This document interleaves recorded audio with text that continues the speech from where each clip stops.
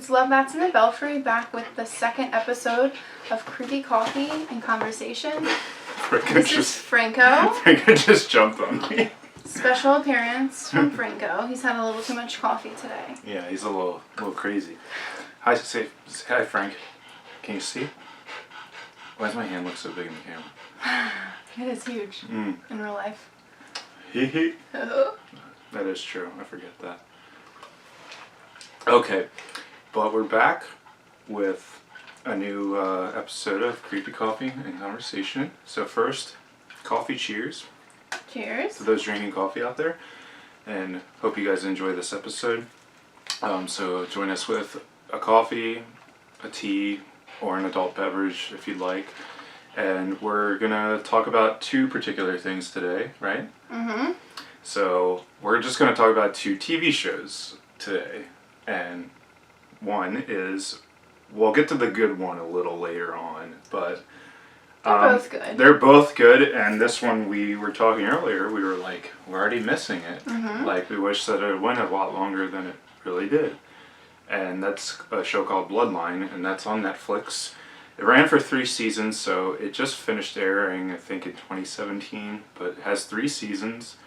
And the biggest name is Kyle Chandler. He was like in Friday Night Lights. He's been in a lot of stuff. Mm-hmm. And if you don't know what Bloodline is about, it's basically about this family that lives in Florida, and their whole family, the Rayburns, they run this hotel business, and they've been running it for a long time. And pretty much the black sheep of the family ends up coming home for like a family reunion, and there's a lot of deep dark secrets that this family has. A lot. And so a lot of the series has to do with that. And you find out one big secret at the end of the first episode. And like, we're going to be talking full spoilers about this series, and we really love this. Loved at least a portion of this series. 2 out of 3 seasons. 2 out of 3 seasons are really good. Yes. And but yeah, we just want to talk about it, and I want to know. We didn't really talk too much about the show, like after we finished the whole thing, but we binged a lot of it in a short period of time. There's 2 things that I really liked about it. One of them was that parts of it is kind of slow, and so it allows you to really get to know the characters. Mm-hmm. And it like hooks you, but not in a super annoying like cliffhanger type of way. Like, there are some things at the end of an episode where you're like, what?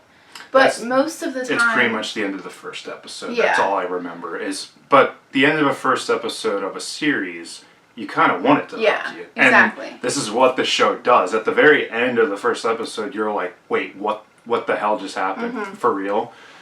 And that's how it gets you. But yeah, you make a good point. There's not a lot like where every episode ends like on this huge setup of a cliffhanger or whatever. Which to me means it's a good show, because we wanted to continue watching it even though there wasn't that like cheap cliffhanger. It wasn't trying to continue to reel you in like in a cheap way. Then the other thing that I really liked about it was like going off of the same idea of like getting to know the characters so well. Like, these family members get themselves into deep shit. Yeah. And I know you said we're talking about spoilers. Yeah. So, I kind of don't want to spoil it for people if they haven't seen it. But we have to talk in depth about it, because I want to know a lot of stuff that does require spoilers. Yeah. So John, right? Yeah, John Rayburn, he's like mostly the main character, but it's all of the Rayburns that are involved in this. Obviously, it's called Bloodline. The whole family is like involved in a lot of these deep, dark secrets. Yeah. But you go ahead. John is a detective, and he's like the good guy in the family, and he's known for like saving everyone's asses. But the first episode ends with Danny, the black sheep, being dead, and John is like carrying him through like water. Mm-hmm. You find out that pretty much someone or the family basically killed Danny. Yeah. But they had their reasons, but you don't know why that is. So that's how it hooks you. You don't know who it was. You don't know who it was, and you're like, what the hell? Why did this happen? Mm-hmm. So. And you get to, like, really love Danny, even though he's, like, terrible. There's a lot of the family that's like that. Yeah. Like, a lot of the family is extremely flawed characters, but they all have their redeeming qualities that you kind of get where they're coming from. Mm-hmm. And you're able to empathize with them because there's terrible things that have gone on in this family. So it's like, it really does show you that people act a certain way because they've been through certain things. Yeah, and that's what the series does a good job on. And like Danny, who's the black sheep of the family, you find a lot about him, why he is the way he is. I just need to shout out the actor who plays Danny, and that's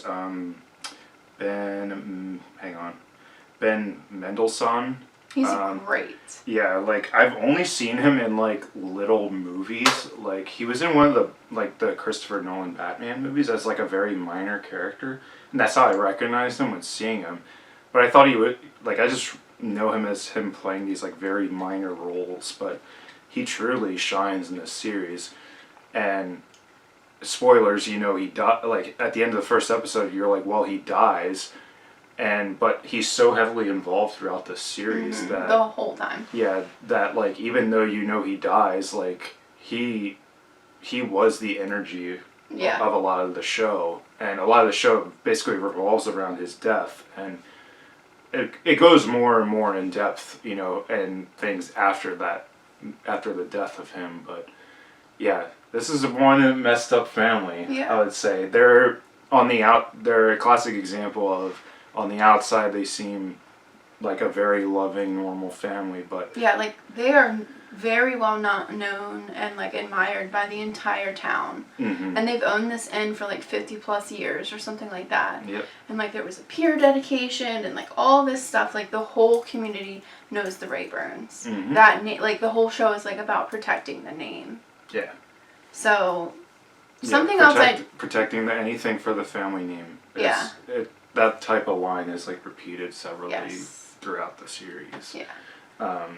But, like, we already mentioned one spoiler, but we're gonna go into even more spoilers. So, yeah, don't watch this if you want to see Bloodline. But the first season was the best because it was so, you know, Danny was involved in the whole season.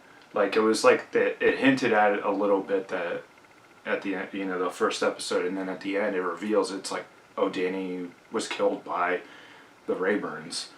John Rayburn. Or John Rayburn in some sort of way, and you want to, like, we're like, why the hell did that happen? Like, what led that to him? And, you know, Danny comes home for, like, this family reunion, and throughout the first season you find out, you know, he got pretty messed up because pretty much his family betrayed him for, you know, a lot of his life. You find out that there was a younger daughter of the Rayburns named Sarah Rayburn who had drowned, and because of the mom and dad were, like, having an argument, and the mom was going to leave, so Sarah and Danny, the son, you know, go out on a boat. Sarah ends up drowning, and you find out that when the police come to find out about, you know, the whole Rayburn family and Sarah drowning, Danny's, like, all messed up and beaten up, but they're like, oh, he got hit by a car, when really it was the dad of this family that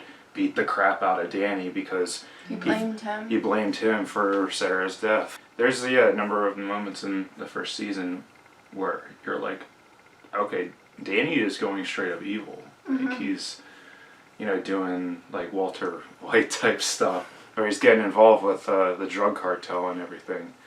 And yeah, first season's great. Mm-hmm. I would say. Something else I was going to mention earlier is they do a really good job of, like, creating tension and, like, allowing the viewer to know what it feels like to be running away from all of these lies and trying not to get in trouble. You okay? He was trying to jump down. So I think they did a great job with that because I definitely was feeling, like, anxiety for these characters. Yeah, and which I think is hard to do sometimes. There's a lot of this series that at least for a good majority of it, where you feel, yeah, like you said, there's just this general like tension and anxiety, and you're like, are they going to get caught for all these bad things that they've done? And yeah, John kills Danny at the end of the first season, and you find out why he's doing all this really messed up evil stuff to the entire family and kind of holding leverage. And so John kills Danny at the end of the first season, and it's the second to last episode that John snaps and like drowns Danny, and then he's just like sitting there in shock because he killed his own brother. And then the last episode of the first season is pretty much like John has a heart attack, and then Meg, who's the other sister, and then there's Kevin. Kevin. Kevin's a lovable train wreck, I think. Yeah, that's a good way to put it. I don't know, like there's so many moments with Kevin Rayburn where you're like, this guy's such a moron. But like I said earlier, there's certain moments of each character where they kind of redeem themselves, and it still makes you like them a little bit. But they're all pretty flawed, including John, even though he's the good guy of the family. He's the goody two-shoes. But, yeah, first season's great. Second season's kind of the aftermath of the death of Danny and... the family trying to cover up. Yeah, so Meg and Kevin end up trying to hide Danny's body as Kevin has a heart attack because he's in shock from killing Danny. And John is slowly losing his marbles. Yeah. Basically, it's like a downward spiral, but just keeping it together enough. And he's running for sheriff at the same time. He kills his brother. He has all these other problems with his family, and he wants to run for sheriff at the same time. And they mentioned something about that, but I don't remember what the actual reason is why he wanted to run for sheriff, because he feel like he would have more control over things. Yes. But yeah, so the second season is just the family. Obviously Meg and Kevin are wrapped up in this whole thing. It's basically accomplices because they're trying to help John cover up Danny, and so But they're trying to say they didn't do anything. It's just a lot of family struggle and a lot of family arguments, and I think this show did a really good job, because I feel like if this would be a family that would be a family trying to like hold their shit together and while dealing with this, and it seemed very realistic. And I liked the second season was also really good. Like great follow up to the first season. I like that. What's his name? Marco? No, not Marco. Franco? Yeah. Aguirre. Yes. Who is the one guy from Dexter that is also in this as like a detective. Yes. He's also running for sheriff. And he's also running for sheriff. Yeah. And at first he was fine. Then he kind of seemed a little bit unlikable, but for good reason. Yeah, like a lot of the second season, like there's Marco, who's John's partner, who's also detective. He kind of is noticing John acting, a lot different and a lot weirder, and he starts, finding a lot of things out about John, and basically like shit hits the fan at the end of the second season too, and involves the family even more. They got some problems. They definitely do. The more and more we're talking about this, I'm like, wow, yeah, this family had some major issues. Yeah. But season 3 is kind of where the show, kind of goes downward. And I don't know all the details, obviously, but I like to look into, what went into making shows and certain things about the shows. And the show was originally supposed to be a 6-season run. And of course, this show only ended up being 3 seasons, and yeah, the third season, as it goes on, you're like, well, what could they do with this, and how would this show wrap up? And I think that's where it will lose some people, because gradually it's getting worse for the family, And a lot of season 3 has to do with, at the end of the second season, Kevin ends up killing John's partner, Marco. And so the beginning of season 3 I liked because a guy that Kevin was involved with had a guy who was a coroner but was helping cover up this murder for him and make it stage it like he was almost a hero or something like that. And he had this huge court date, and a lot of people were trying to catch on and be like, oh, Kevin's not as innocent as you think. And I think he was, he was involved in, killing Marco. And yeah, I just lost my train of thought. Basically, that whole season is about the trial and Kevin trying to figure out a way to get out of this, and John is helping him kind of stage Danny's best friend O'Bannon as the killer. Eric O'Bannon, yeah. Kevin also just recently had a baby, and eventually tells his wife that he did kill Marco. It's just all of that, and then the last couple episodes is just so out there and pointless, and yeah, really the last 2 are the worst. Yeah, I don't really know if they were trying to go for something. I read on IMDb that the at least the third season, which is the last season, was supposed to be 13 episodes instead of 10. But they had to shorten them to 10 episodes. But the last 2 episodes, it just kind of jumps forward in time, and all of a sudden things are kind of in the clear for a lot of the family, and then John ends up going diving and has an accident and it ends up in the hospital. And the second to last episode, I don't know about you, the more I thought about it, it was probably one of the worst hours of a TV show I'd ever seen. The second to last one? The second to last Absolutely. episode of the series is so pointless. Absolutely. And there's TV shows or just movies I've seen where it's just a really ridiculous trip. You're like, what the hell is happening? But there's times where that's a great thing and you're having a blast with it. But this, you're like, all right, get to the point here. Yeah.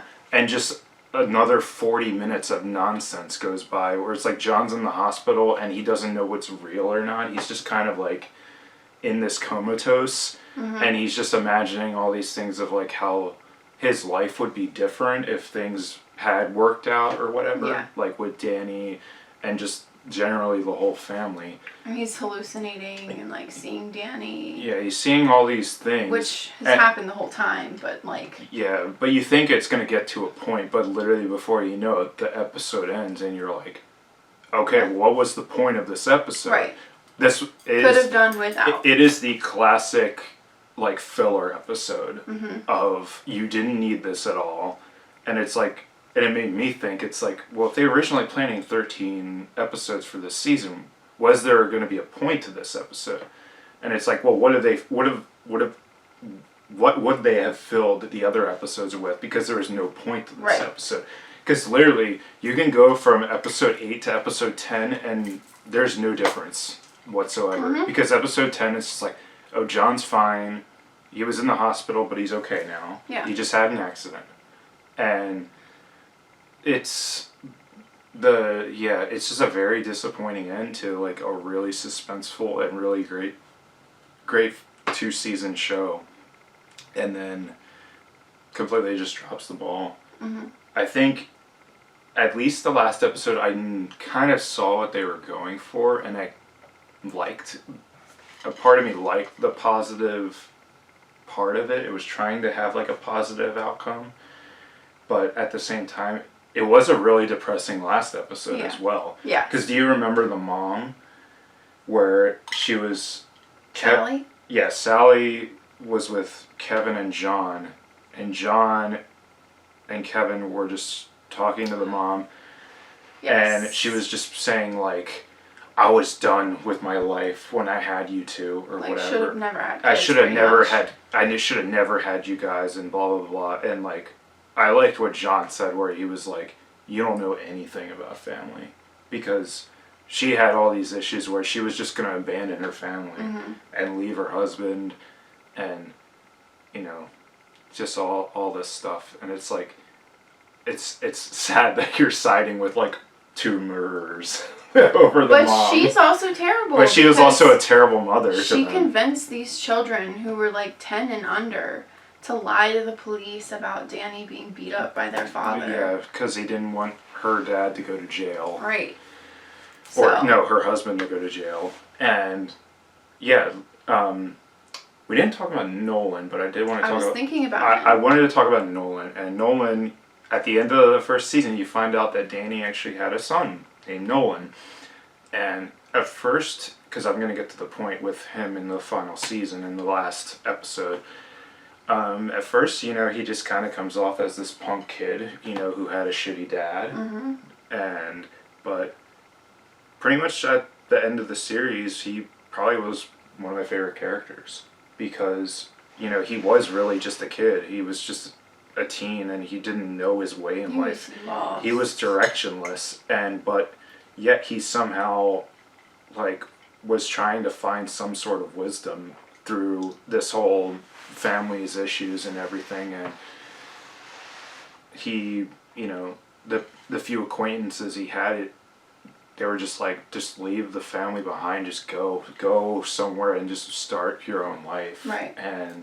But he still wanted to know all things that happened, what happened to his dad. Which is natural. What happened to Danny and everything. And what I did like, the positive of the last episode that I liked was that he went to meet with John, and John has a hallucination where he goes and sees Nolan at the end of the pier, and he hallucinates just seeing Danny, and Danny like looks at him and he's like, you can do this, you know, just fix the family, like fix this. Mm-hmm. And to the best that he can.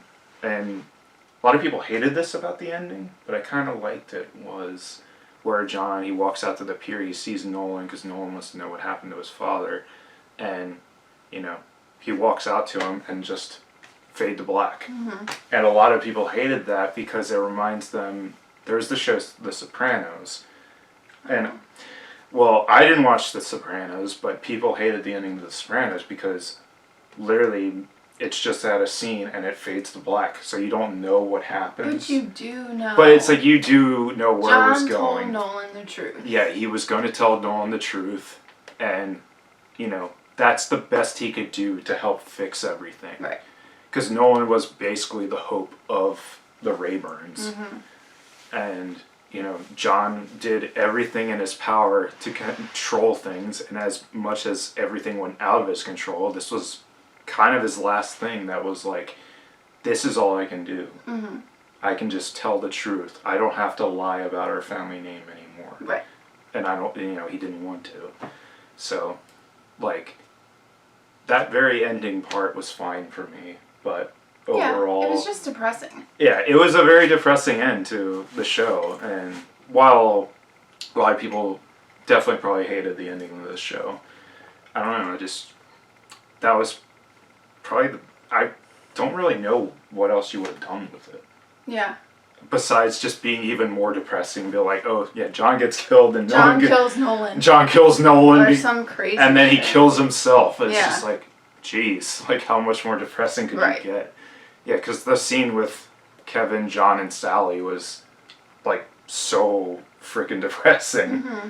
And yeah, so that was pretty much the best you could do with into this show. Pretty much. But yeah, it sucks because I'm not even gonna try and hear me out when I say this, but it's kind of the feeling I got when the first two seasons was kind of the feeling I had when watching Breaking Bad. I don't know if... I thought you didn't like Breaking Bad that much. I love Breaking Bad. So what do you mean then? Like, because when I watched Breaking Bad, like, you thought at any moment, like, Walt was going to be caught of all this. Mm-hmm. And it was just going to blow up. And, like, obviously, this show is not even close to touching Breaking Bad in quality. But, like, that's the kind of the feeling I had. I was like, it felt like you were kind of watching, like, I gotcha. a Breaking Bad yeah. type thing. And yeah, there hasn't really been a show that's had that type of tone and feel like Breaking Bad. But I mean, you know, there's like Ozark, which we started watching, but we didn't really continue with it. I liked Ozark. We can watch it. But I would have to restart it. Yeah, we can restart it. But yeah, it's a shame because Bloodline, it's a classic show that starts really, really great and ends kind of disappointingly. Could have been worse. But yeah, y'all don't know bad endings to a TV show, Dexter. Or I didn't finish it, but Game of Thrones. So I feel bad for Game of Thrones fans because that was a show that started off great, ended poorly. Yeah, I don't know anything about that. That's okay. I'm not missing that much. No, you're not. Yeah. So, yeah, classic example. So, I would say watch season 1 and 2 of Bloodline, but the thing is, you can't not watch season 3. Yeah, you can't watch season 1 and 2 without having to watch season 3. So just don't expect as good of a show once you hit season 3. Yeah, that's true. Be ready for a little bit of a disappointment. Yeah, that's the thing. It's like, would you would still recommend Bloodline to people? Yeah. Yeah. Absolutely. That's the tough thing of recommending a show though, because you're like, oh, last season sucks, and I don't think the last season sucked. Yeah, I wouldn't say that. I would just say it's very, like, kind of anticlimactic of a third season. And I also want to add, I didn't really like the spin-off of like Meg moving and like changing her name. Yeah. And like abandoning the family. I get it. Yeah. She didn't want anything to do with anything anymore. I got that too, but it just was like. That was one thing that I was reading about. The last episode, people were pissed that Meg wasn't even in the last 2 episodes. But at the same time, it was like... She wasn't there? She wasn't there. She didn't want anything to do with the family. She made a decision. She made a decision to forget the family and just start, like, change her name and everything. Yeah. And so I was like, well, what could you have done? Why would she want to come back? Mm-hmm. You know? So, but, yeah. Bloodline, you'll probably have a blast watching the first 2 seasons, and then, yeah, season 3, Have fun binging. Yeah, but are you done your coffee? I have a couple sips left. I kind of need another coffee. Dang. I finished mine. You drink so fast. I do, but we need to talk about Stranger Things 3. Mm-hmm. Because I'd like to hear your opinion on it. We've already talked about it, haven't we? Not that much. Not that in depth. Are you getting coffee? I'm going to get some coffee, and then we'll be back to talk Stranger Things, what people really want to hear about. Stranger Things 3. Right? We'll be right back. So. Hey. Stranger Things 3. Yeah, Stranger Things 3. We watched this right when it came out. We binged it like within 2 days or something. At the beach. Yeah, we were on vacation at the beach and we were like, beach, nah, let's just watch the new Stranger Things season. I'm pretty sure I had like sun poisoning. So we took a break. Yeah, we took a break from the sun. So Stranger Things was a good alternative. So, but Stranger Things 3, when it first came out, was getting a lot of praise. I don't know about you, but I've been reading a lot of hate now on the new season. A lot of people are saying it's too much of a good thing, or saying that it's kind of ridiculous now and it's not the same show. I did read that they're trying too hard to make it like the Goonies or something like that. Like just... I got that vibe from the first season though, too. Yeah. I don't know. I think that was their plan. Yeah. I mean, at this point in the show, they're kind of just doing different types of nostalgia. And the kids are older. And the kids are older too. Now. Yeah. And it's like, I mean, season 2 was kind of, in a way, I found season 2 a complete like rehash of season 1. Like it had, I don't know. It was kind of mediocre for me. Yeah, like season 2 had its really great moments. I'm not gonna deny that. Like Dustin and Steve were like the best part of season 2, I think. And yeah, like season 2, like we both, I think actually everyone universally agrees the Lost Sister episode is terrible. Another episode you can skip. Yeah, another classic example. You can skip right over that Yes. episode and nothing changes. Yes. And yeah, because that episode 1 sucks because it had to do with Elle's arc in season 2, and her arc, there literally was no point to it. She found like a group of people she felt like she fit in with, and then went to a city and found out her arc is, no, I'm supposed to go back to Hawkins. Yeah. So it's literally over 1 episode she finds out that it's like, oh yeah, this is the wrong decision. I'm going to go back to where I just was. Stupid. But that's besides the point. So season 1, great. Perfect. Yeah, I would say perfect first season. Season 2 was definitely a misstep, but it still had some great moments. Season 3, in my opinion, was wonderful. I loved it. I really liked season 3. I did have complaints about season 3, but it was definitely a step above season 2. Definitely. Yeah. It definitely, like, was more fun. There was a lot more going on. Definitely probably the most action-packed season. Very action-packed. Yeah, there wasn't a whole lot of time to slow down in season 3. What did you have issues with season 3?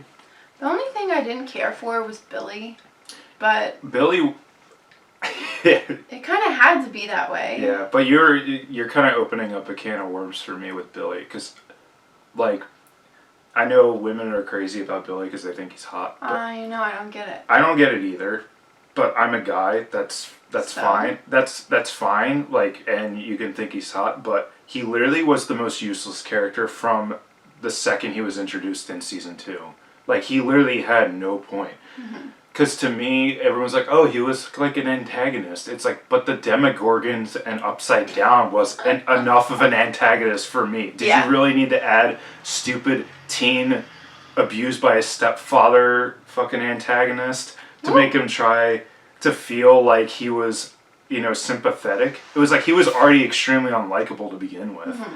And then you're like, no, let's make him sympathetic. But it's like, and he beats the crap out of Steve at the end of season 2. It was like, okay, there was no point to him besides stopping Steve and the other kids from doing what they needed to do in season 2. And season 3 to me was like, I was so happy at the end of the first episode in season 3 that he was lured and basically going to be effed with by the Upside Down. I was like, thank you. You do something worthy of, like, ruining this guy. But he's still stuck around forever. He's still stuck around the whole season, which sucked. But, man, I was so relieved when he fucking died. Sorry. I did shed a tear whenever Max was crying. I told you that. At the end. Yes. That was sad. And I don't even really care about Max. I feel like they had to, like, include another girl or something.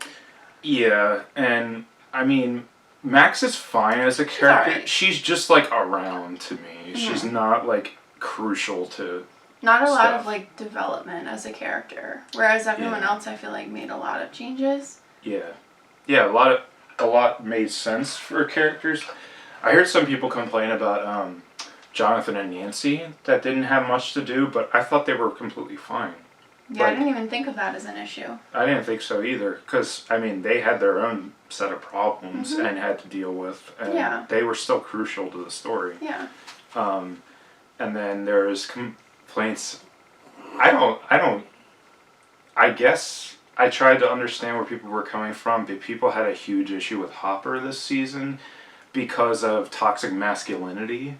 Oh, because he was like, go on a date with me, go on a date with me. Yeah, and he just wanted he wanted to be able to have control kind of his life, and he was like, Mike and 11 were just kind of taking advantage. He was just trying to be like a father figure, and he lost his daughter and then gained one. Of course he's going to be protective. Yeah, and like nothing was really kind of going his way. That's all I got from it, and he was just he had a bad temper, and people were like, it was toxic masculinity. Yeah, I don't know about that. Because to me, Hopper was awesome this season.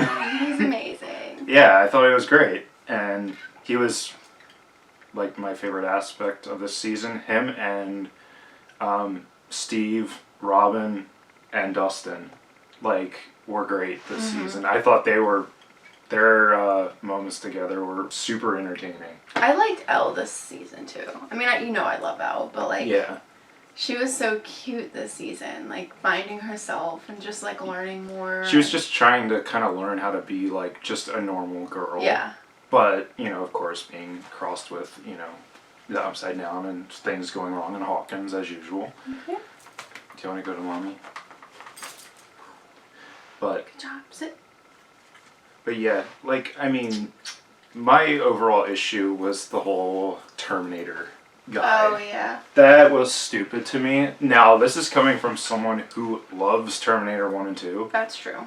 I love Arnold Schwarzenegger and everything, but I get they were trying to kind of pay that homage to Terminator. Mm-hmm. A little too close. But way too much to the point where it's like, oh yeah, let's just put the Terminator in Stranger Things. Yeah. And to me, that was stupid because I was like, to me, like Stranger Things was just a sci-fi horror thriller type show, and this season was like, no, let's turn it into an action movie. Mm-hmm. And it was like, Hopper's like getting in, a couple fight scenes with him.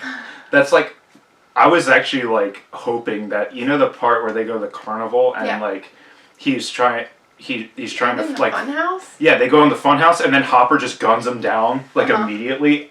I would have been completely satisfied if that was the way he died. Right, that's like it was that's like that subtle, where it was right. just like, no, Hopper just had one up on him and just snuck around and just shot him dead. Mm-hmm. But it was like, no, he got shot like 6 times, but he had a bulletproof vest on. Yeah, of course. Of course, and then of course, everyone knows the big major spoiler of this season is Hopper dead or not, and I mean he's not. Yeah, I thought he was. I don't think he is either, but like, cause to me, like, if Hopper actually did die, like, did he really have to die almost over the fucking Terminator guy? Right. Like, did it really have to be over that? And it really wasn't over that, but it was like, that had a lot to do with it. Uh-huh. Because Joyce had, to close this portal. And when that happened, Hopper just disappeared. And it's kind of a rule that it's like, if you don't see the person die on screen, did they really die? And, there's theories going around that with the cliffhanger at the end of season 3, they're like, is he the guy in the prison, or do you think he's in the Upside Down? And let me just say that ending scene in Russia, like, I was crying so hard that I didn't even process that like happened. Yeah. I just was thinking he was dead, period. Yeah. And then I heard everyone talking about it and it clicked in my head and I was like, oh, like, he's totally alive. Yeah. Yeah, because I don't think that's, I mean, the show definitely has had its fake out death moments, like when season 1 everyone thought Will actually had died in like episode 3 when they found his body. And it's like, no, Will actually is alive, but that was just a cover-up type thing. And, yeah, I think that Hopper is alive because I kind of refuse to accept that he died pretty much at the hands of the Terminator or Arnold Schwarzenegger. Because that was just BS. I mean, but the Terminator did get completely brutalized by Hopper. Mm-hmm. Where he's like, see you in hell. He got torn to shreds. I love that moment. And then shortly after, it was like when Billy was going to bite the dust, I was like, yes! Mm-hmm. I was like, this season rocks! And then Hopper gives Joyce that look, and I'm like, God damn it. Yeah. And then you were like, wait, what? And then it kind of clicked for you that you're like, oh, he's going to die. Yeah. So, but where do you think the show's going to go? Boy, I don't know. There's rumors apparently that season 4 is going to be its last season, and I'm fine with that. I was just about to say, you know what? That's fine with me. That's fine. Because, honestly, if there were any more... Don't ruin it. People already think it's ruined, but I think it's still good. Yeah. And I think one more season is completely fine with me. And, yeah, the last episode of season 3 is great, and, there's a lot of great moments. All the characters are great this season. Steve was awesome again. Yeah, Steve somehow, I think Steve has one of the best like character arcs ever. Mm-hmm. He was like kind of a douchebag, but had like a hint of like, oh, he kind of does have a good heart. Yeah. And then the end of season 1, and then season 2, that's when everyone loved Steve. Yes. And people love Steve even more this season, Mm-hmm. and I'm one of those people. Me too. Yeah, him and Robin was great, Mm-hmm. so I'm completely fine with them fleshing them out even more. And she was a good additional character. Yeah, she was a good example, because like to me, Max was like, whatever, Scoops Ahoy. It's everywhere already. It's everywhere now. Yeah. My goodness. I mean, the whole merchandising, that's a different story with Stranger Things. We're just talking about the show. But, yeah, Robin and Steve were great. Erica was... I don't think she was needed at all. No, she wasn't bad, but... She was, like, kind of the whole... I'm the sassy, like, kid... Give me ice cream for life. Give me ice cream because I can be of use to you Yeah. or whatever. And it's like, okay. She was in the show a little bit too much. But she was stuck in an elevator with Steve and Robin, so. Yeah. And what did you think? Because it's apparently like this really beloved scene, but I remember us watching it just kind of like... Because I had never really watched it. I don't know about you, but the whole Never Ending Story like song with Dustin and Susie. When I was younger, I remember watching that at my babysitter's house all the time. Yeah, but like... That was ridiculous. It went on too long. I thought so too. And like, a lot of people liked it, and I'm like, no. Like I had a coworker who was telling me how much they loved that because they love that movie, and I'm like, it's funny how much like Never Ending Story fans... I know, obviously, this was a famous movie, so it definitely had its fans, but like all these fans came out of the woodwork when that happened. I'm a fan, and I didn't like it. Yeah, so. I thought it was a little musical number. Yeah. I didn't think that was the whole Stranger song? Things. Really? I like, even for Stranger Things, I thought was a little too strange. Mm-hmm. I don't know. Yeah. But yeah, it was a very solid season. Mm-hmm. I would just say the Terminator aspect was really stupid, but mostly everything else was really enjoyable. Who was the, what was his name? The Russian that they held hostage? I forget his name. They called him a really funny name, too. Yeah, I cannot remember, but he was so cute. Yeah, so I'm glad they did that, too, was because... At least I've seen a lot of movies where it's like they just make Russians out to be these horrible people. And of course they did that in this season, but they also kind of made Russians, like, it made people kind of look at Russians differently, because this guy was just like, I want to do American type things. I want to go to the carnival and waste money on playing games. And he was so cute. What's the one guy's name? But everyone called him Bald Eagle. Oh. Because he was just funny. like, he was like, look, man, it's just a ripoff. They're just there to take your money. It's not a fair game. Mm-hmm. And then he ends up winning like this game at the carnival. He like runs over to Bald Eagle and he has like 2 corn dogs. He's like, I won. He's like, yeah. So cute. Yeah, it's like, and that meme where it's like it's like Jonathan's like Mr. Steal Your Girl, and then Billy was Mr. Steal Your Mom. Steve was Mr. Steal Your Kids, and then the Russian was Mr. Steal Your Heart. So true. Yeah, like he was amazing, and yeah. So season 3 was definitely a step above season 2. Definitely, yeah. Hopefully, season 2 didn't lose you, and if it did, give season 3 a shot. Mm-hmm. Much better. Yeah, I know season 2 lost some people because they obviously you have a show that wasn't really trying to prove anything. Yeah. It was just like doing its thing, right. And then caught on and was all of a sudden massively popular, and you have all these expectations, of a second season. So really, it was kind of unfair to this show because you have a good example is like True Detective. Season 1 like blew everyone out of the water, and then people were expecting like a great season 2, and obviously it's not going to live up to that. Right. It has so much hype behind its name. Mm-hmm. So, yeah, and yeah, a lot of times those type of things have like a sophomore slump. So, season 3 was, kind of its, redeeming quality, I think. Yeah, I would agree. You can really enjoy something, but have your issues with it. But yeah, high recommendation for Stranger Things 3. Mm-hmm. I would agree. Any other thoughts you have? I dump your ass.